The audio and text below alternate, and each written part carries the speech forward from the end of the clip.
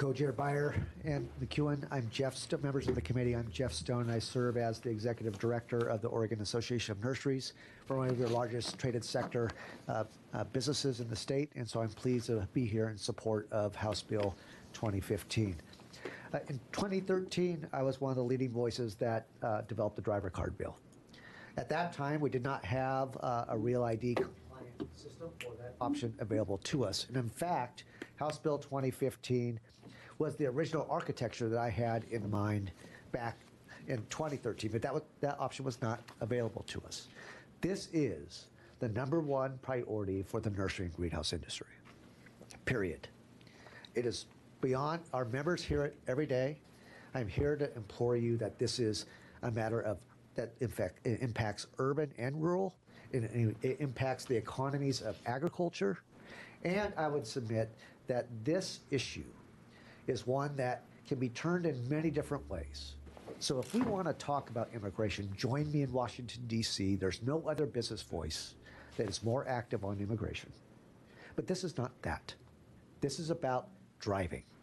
And the Class C, going back to the decades of identity, proving that you're a resident, is sufficient. And so I would ask you to pass this bill. I would say that this bill has big impacts on communities, and it has a big interest on business. I'm not the only business group that you will hear from.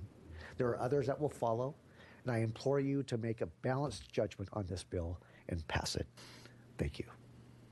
Thank you. Up next. Good evening, Chair Byer, Chair McCowan, and members of the committee.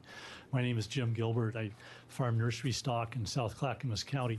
I just like to thank you for having this hearing this evening and being able to hear from all of us. Being able to drive in our communities has become a basic human right. And I believe that all Oregonians should be able to, if they pass a test and are old enough, should be able to drive to work, to take their children to school, to go shopping, to go to church, and to drive and see the beauty of our state. They should be able to do this legally and without fear of arrest and deportation. House Bill 2015 is also very important to Oregon agriculture. Agriculture is one of the biggest economic drivers of our state's economy.